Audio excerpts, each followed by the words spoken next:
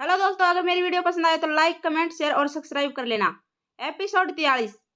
युग अभिमन्यु की बात का जवाब देते हुए कहता है, यार मैं ना कायर और कछुए का इंतजार कर रहा हूँ। वो भी आ जाते तो अच्छा रहता, हम साथ चलेने के लिए। और तुझे तो पता ही है ना, मैंने कायर से बोला था कि उसकी शायरी की बुक पॉलिशिंग कराने में मदद करूंगा। अगर वो साथ चलता तो लगे हाथ उसकी बात भी करवा देता। पॉलिशर से यदि वो मान जाए तो बात बन जाती। अभिमन्यु युग की बात का सहमत होते हुए कहता है, हाँ ये भी ठीक है, पर ये दोनों अभी तक आए क्यों नहीं? दोपहर के 12 बज गई, अभी तक तो उन्हें आ जाना चाहिए था। वैसे तो रोज सुबह सुबह टपक पड़ते हैं और आज काम है तो अभी तक नहीं आए हैं। हाँ यार, सही कहा तूने, ये दोनों ना बचपन से ऐसे ही हैं, कभी काम के वक्त टाइम पर नहीं आते। कल रात से जो गए हैं तब से इनका कुछ ना तो फोन आया है और ना ही पता। क्या कहा, फोन नहीं आया है? इन दोनों के ना कुछ ज्यादा ही भाव बढ़ रहे हैं। एक काम कर, जरा लगा के देख फोन कायर और कछुए को। जब तक सुबह सुबह है मेरे मुंह से दोनों प्रवचन नहीं सुन लेते ना, लाइन पर नहीं आते। हाँ अभी लगाता हूँ। इतना कहकर युग अपनी जेब में से मोबाइल निकालता है और कायर को फोन करने लग जाता है। युग कहता है, अरे बेल तो जा रही है पर कायर फोन नहीं उठा रहा। क्या कहा, फोन नहीं उठा रहा, पर क्यों? युग चिढ़ते हुए कहता है, अरे यार अब मुझे क्या पता वो क्यों नहीं उठा रहा। तू भी ना बड़ी अजीब सवाल कर पूछता रहता है। चिढ़ क्यों रहा है? कायर को फोन नहीं लगा तो रहा तो कछुए को लगा ले। ये दोनों साथ में ही तो रहते हैं हमेशा, जैसे फेविक्विक से चिपके हुए हों। युग कछुए को फोन करने लग जाता है। गुस्सा करते हुए कहता है, यार कछुआ भी फोन नहीं उठा रहा। अभिमन्यु हैरानी के साथ कहता है, क्या कहा? कछुआ भी फोन नहीं उठा रहा, पर क्यों? यार फिर से वही सवाल, अब मुझे क्या पता। अभिमन्यु कुछ सोचते हुए कहता है, बड़ी अजीब बात है ना यार, ना ही कायर फोन उठा रहा ना ही कछुआ। मुझे तो ना कुछ गड़बड़ लग रही है। गड़बड़ लगती है? कैसी गड़बड़? कहीं ये दोनों अभी तक अपने दोनों यक्षिणी के कमरे का दरवाजा खोला था, उन्हें बताया नहीं था? इस बात को लेकर नाराज तो नहीं है? नहीं यार, पागल हो रहा है क्या?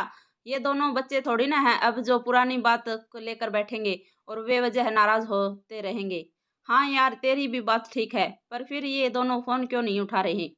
अभिमन्यु कुछ सोचते हुए कहता है, कल रात ये दोनों बिंदु को उसे घर छोड़ने गए थे ना, उसके फोन करने देख शायद उसे कुछ पता हो। युग खुश होते हुए कहता है, हाँ यार अच्छा हुआ याद दिला दिया, अभी फोन करता हूँ। इतना कहकर युग ने बिंदु का नंबर अपने मोबाइल पर निकाला था कि तभी कोई दरवाजे पर दस्तक देता है। कोई जोर जोर से दरवाजा खटखटा रहा था। अभिमन्यु दरवाजे की तरफ देखते हुए कहता है, अब कौन आ गया? युग वापस से अपना मोबाइल जेब में रखते हुए कहता है, लगता है आ गए दोनों, अभी बताता हूँ इन दोनों को, कभी टाइम पर नहीं आते। इतना कहकर युग दरवाजे की तरफ अपने कदम बढ़ाने लग जाता है। जब वो दरवाजा खोलता है तो देखता है कि दरवाजे पर कायर और कछुआ नहीं बल्कि बिंदु खड़ी हुई थी। बिंदु के साथ ही अब्दुल खड़ा हुआ था। बिंदु काफी घबराई हुई नजर आ रही थी। वह पसीने से लथपथ थी। बिंदु जब से आई थी तब से हाफे जा रही थी। बिंदु को इस हालत में देखकर युग शॉक्ड हो जाता है और बौखलाहट के साथ पूछता है, क्या हुआ बिंदु? तुम इतनी घबराई हुई क्यों हो? सब ठीक तो है ना? युग की आवाज सुनकर अभिमन्यु भी दरवाजे के पास आ जाता है। वो भी बिंदु को अब्दुल को देखकर शॉक्ड हो जाता है। बिंदु युग की बातों का कुछ जवाब नहीं देती। वो बस लंबी सांसें ले ही रही थी। युग फिर बिंदु से पूछता है, अरे बता ना बिंदु, क्या हुआ है? मैं कुछ पूछ रहा हूँ, जवाब दो। अभिमन्यु भी युग का साथ देते हुए कहता है, हाँ बिंदु बोलो ना, क्या हुआ है? बिंदु हाँफते हुए कहती है, वो कायर और कछुआ ना। इतना कहकर बिंदु फिर से लंबी लंबी सांसें लेने लग जाती है। युग बिंदु पर दबाव बनाते हुए पूछता है, कायर और कछुआ क्या? बिंदु आगे बोलो। बिंदु हाँफते हुए कहती है, वो कायर और कछुए को ना पुलिस पकड़ ले गई है अपने साथ। अभिमन्यु अपना मुंह फाड़ते हुए कहता है, क्या? ये बात सुनकर भी युग के होश उड़ गए थे। युग के अभिमन्यु दोनों के मुंह खुले के खुले रह जाते हैं। युग झट से पूछता है, क्या कहा? पुलिस पकड़ कर ले गई है, पर क्यों? बिंदु युग के सवाल का कुछ जवाब नहीं देती। कहती है, मुझे नहीं पता पुलिस उन दोनों को पकड़ कर क्यों ले गई। मुझे तो ये बात अब्दुल ने बताई थी। जब वो खाने की डिलीवरी देने रंगामुचा गांव में गया था तो वहां पर पुलिस की गाड़ी आई थी जिसमें कायर और कछुआ बैठे हुए थे। जैसे ही यह बात मुझे अब्दुल ने बताई मैं सीधे तुम दोनों के पास चली आई। कुछ करो तुम दोनों, वरना पता नहीं पुलिस उन दोनों के साथ क्या करेगी। अभिमन्यु बिंदु को दिलासा देते हुए कहता है, तू घबरा मत बिंदु, हम पुलिस स्टेशन देखकर आते हैं, आखिर क्या बात है, क्यों पुलिस उन दोनों के लेकर गई है। युग अभिमन्यु का साथ देते हुए कहता है, हाँ बिंदु, घबराने वाली कोई बात नहीं है, हमें पता है हमारे फ्रेंड है ना, कुछ नहीं किया है, हम आते हैं उन्हें देखकर। बिंदु हड़बड़ाते हुए कहती, साथ चलूंगी मैं भी तुम दोनों के। अभिमन्यु बिंदु को मना करते हुए कहता है, नहीं बिंदु, वैसे ही घबराई हुई हो, वहां जाकर और घबराओगी, तो अब्दुल के साथ घर जा, हम लेकर आते हैं ना उन दोनों को। युग भी बिंदु को समझाते हुए कहता, हाँ बिंदु, अभिमन्यु ठीक कह रहा है, तुम घर जाओ, वैसे भी लड़की को पुलिस स्टेशन जाना ठीक नहीं है, गांव वालों में किसको पता चलेगा ना तो और बातें बनाएंगे, गांव वाले बात बनाने में कम है क्या। युग और अभिमन्यु के समझने पर बिंदु उन दोनों के बात मान जाती है और कहती है, ठीक है, पर मैं वहां पर जो भी हो मुझे फोन करके बताना, और जैसे ही उन्हें दोनों से बात हो तो मेरी कायर से बात करवा देना, पता नहीं क्या क्या करता रहता है ये। युग कहता है, हाँ ठीक है बिंदु, मैं करवाता हूँ वहां पहुंचकर बात, अब हम जाते हैं, देर हो रही है। युग और अभिमन्यु मेहंदी प्रथा पुलिस स्टेशन जाने के लिए निकल जाते हैं। बिंदु और अब्दुल भी वहां से चले जाते हैं। इस तरफ मेहंदी प्रथा पुलिस स्टेशन के अंदर वर्चनसी कुर्सी पर बैठी हुई थी। उसके हाथों में मोहित के केस की फाइल थी। जिस रात में जो फोटो उसने अजीब कलाकृति में खींची थी वो ऊपर रखी हुई थी। वर्चनसी उस फोटो को देख जा रही थी।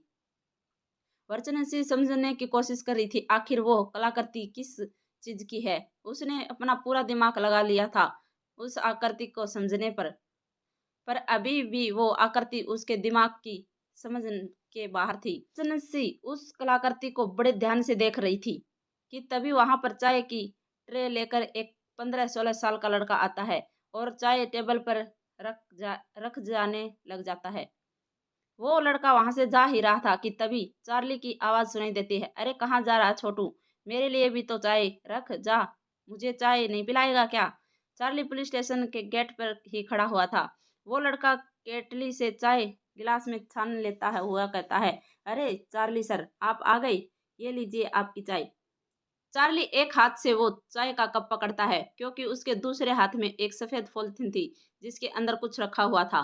चाय वाला लड़का वहां से चला जाता है। वर्चने का पूरा ध्यान अभी भी उस फोटो पर ही था। उसे कुछ खबर ही नहीं थी कि चार्ली वहां पर आ चुका है। चार्ली चाय के घूंट पीते हुए कहता है, वर्चनसी के पास जाता है और चाय का कप टेबल पर रखते हुए कहता है, जय हिंद मैडम। वर्चनसी कुछ जवाब नहीं देती। चार्ली सलूट करते हुए कहता है, जय हिंद मैडम जी।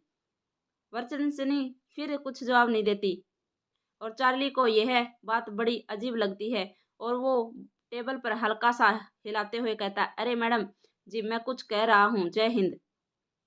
चार्ली के टेबल हिलाने पर वर्चनसी का ध्यान फोटो पर से हट जाता है और वो चार्ली को देखते हुए कहती, अरे चार्ली, आ गए तुम। मैडम जी, मैं तो कब का आ गया हूँ, बस आप ही हैं जो पता नहीं कहाँ खो गई हो।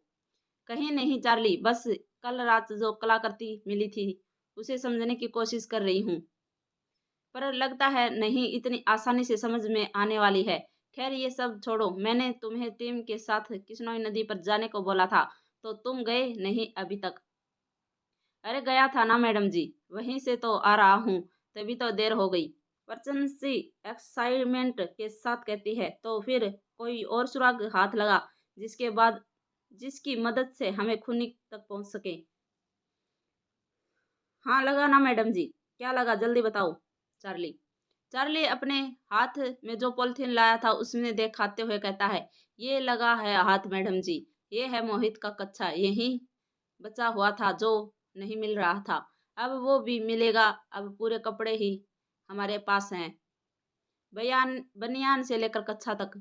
वर्चन चार्ली पर चढ़ते हुए कहते, चार्ली तुम ना कभी काम की बातें नहीं करते, हमेशा फालतू की बातें करते रहते हैं। अब क्या करूं मैडम जी, मैं तो वही बता रहा हूं जो सामान हाथ लगा है। तुमने इस बारे में अच्छे से छानबीन तो की थी ना? हाँ मैडम जी, की थी, और सिर्फ बंगला मुड़ा घाट की नहीं बल्कि रोंगामुचा घाट की भी की थी। इस कच्छे के अलावा कुछ हाथ नहीं मिला। सिट ये बताओ, कल जो सामान हमें बंगला मुड़ा घाट में मिला था उसे फॉरेंसिक लैब में भेजने बोल दिया था क्या? ये काम किया था या नहीं? वो काम भी कर दिया मैडम जी, और रिपोर्ट भी आ गई थी, पर बस लेने नहीं जा पाया। मैंने फोन पर पूछ ही लिया था। वो फॉरेंसिक लैब वाले राकेश बता रहा था कि जिस खूनी से वो कलाकृति बनाते हैं थे वो खून किसी और का नहीं बल्कि मोहित का ही है। क्या? हाँ मैडम जी। और वो जो दीपक के तेल पर मांस था चिपका हुआ था ना, वो भी मोहित का ही बॉडी का था। वो जो दीपक था, कमल के फूल थे, उनके ऊपर किसी फिंगरप्रिंट मिल गया था? नहीं मैडम, फिंगरप्रिंट का निशान मिले, यहाँ तक कि मोहित के भी नहीं। क्या? पर ये कैसे हो सकता है? किसी के तो फिंगरप्रिंट मिलने चाहिए थे। किसी ने तो उस दीपक को वहां पर रखा होगा। यही तो सोचने वाली बात है मैडम जी। मैं तो अभी भी कहता हूँ ये सब यक्षिणी ने ही।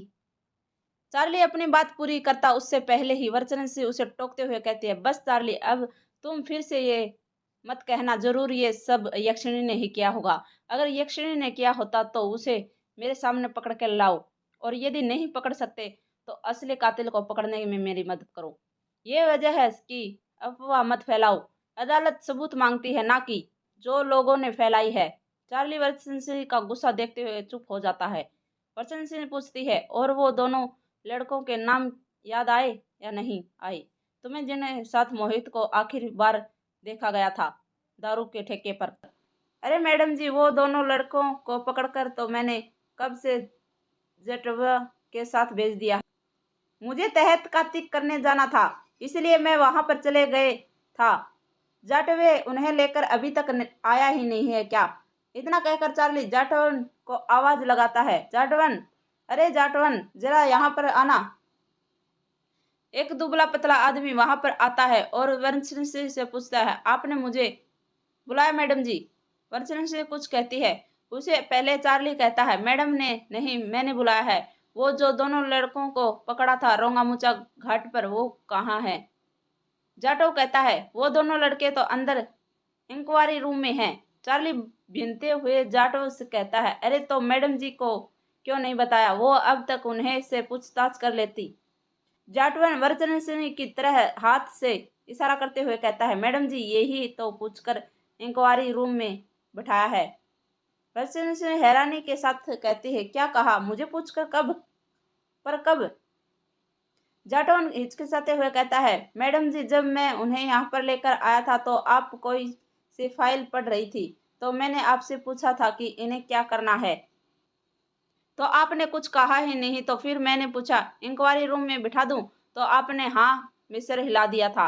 अचानक ने अपने सर पर हाथ रखते हुए सोचने लग जाती है, मैंने ऐसा कुछ कहा तो मुझे याद क्यों नहीं आ रहा। चार्ली टेबल पर जो मोहित की फाइल रखी हुई थी उसे उठाते हुए कहता है, मैडम, ये ही वाली फाइल थी। पढ़ रही थी क्या जाटो? जाटो उस फाइल को देखकर झट से कहता है, हाँ चार्ली, यही फाइल थी। चार्ली कहता है, मैडम जी, मैं यहाँ पर आया था ना, तब भी आप इस फाइल में खोई हुई थी। ये शायद उस वक्त की खोई हुई होंगी, इसलिए आपको याद नहीं है।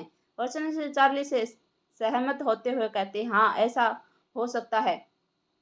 चार्ली मन ही मन सोचने लग जाता है, कहीं इस फोटो के अंदर जो कलाकृति है वो जादुई तो नहीं है, जिसके कारण मैडम जी को कुछ याद ही नहीं है। उन्हें आसपास क्या हुआ था, जब सिर्फ कुछ घंटे तक कलाकृति लगातार देखने ये ही हालत होगी, तो तब पता नहीं क्या होगा जब इस कलाकृति आकृति का राज खुलेगा। वर्षन से चार्ली से फेस के एक्सप्रेशन देखकर समझ जाती है कि जरूर चार्ली कुछ ना कुछ सोच रहा है। वहीं चार्ली के सीधे पूछती है, क्या सोच रहे हो चार्ली? चार्ली बात को घुमाते हुए कहता है, कुछ नहीं मैम, कुछ नहीं। कुछ तो बताओ। हैं वो मैडम जी, मैं सोच रहा था कि चलकर उन दोनों लड़कों से पूछताछ करते हैं। काफी देर है इंक्वायरी रूम में बैठे हुए हैं, अभी उन्हें थोड़ी देर वहां पर बैठने दो चार्ली। क्यों मैडम? क्योंकि अभी वो दोनों बहुत डरे हुए होंगे, यह सोचकर कि पुलिस ने उन्हें क्यों पकड़ा है। और मैं चाहती हूँ उनके अंदर का डर अभी तो थोड़ा और बढ़े, क्योंकि इस इंसान के अंदर का डर बढ़ता है तो वो फिर सिर्फ सच बोलता है। ये भी एक प्रकार का ड्रथ डिग्री है। जी मैडम जी, समझ गया। इस तरफ मोहिदिता अपने कमरे में थी और मोबाइल चला रही थी। तभी वहां पर रजनी आ जाती है और बिनते हुए कहती है, नालायक लड़की, तू यहाँ पर मोबाइल ही चलाती रहेगी और यहाँ पर युग को कोई और ले जाएगा। कौन माँ, कौन ले जाएगा युग को जी को? यक्षिणी नालायक और कौन है? भूल गई वो आजाद हो गई है। और जितना मुझे लगता है यक्षिणी अगला शिकार वो कोई नहीं बल्कि युग ही है। आने वाली माउस को वो ही उसे अपना शिकार बनाएगी। अमोदिता अपना मुंह फाड़ते हुए कहती है, ये आप क्या बोल रही हैं माँ? ऐसा नहीं हो सकता। यदि यक्षिणी युग जी को अपना शिकार बना लिया तो मेरा क्या होगा? अगर तू चाहती है यक्षिणी युग को अपना शिकार ना बनाए तो उससे पहले तुझे युग अपना शिकार बनाना होगा। पर कैसे माँ? मैं कैसे युग जी को अपना शिकार बनाऊंगी? काले जादू से, पागल लड़की। अमोदिता अपने चेहरे पर कातिल मुस्कान लाते हुए कहती है, तो इस बार हमें क्या करने वाले हैं माँ, युग जी को मेरे वश में करने के लिए? धन्यवाद दोस्तों। अगर मेरी वीडियो पसंद आए तो लाइक, कमेंट, शेयर और सब्सक्राइब कर लेना।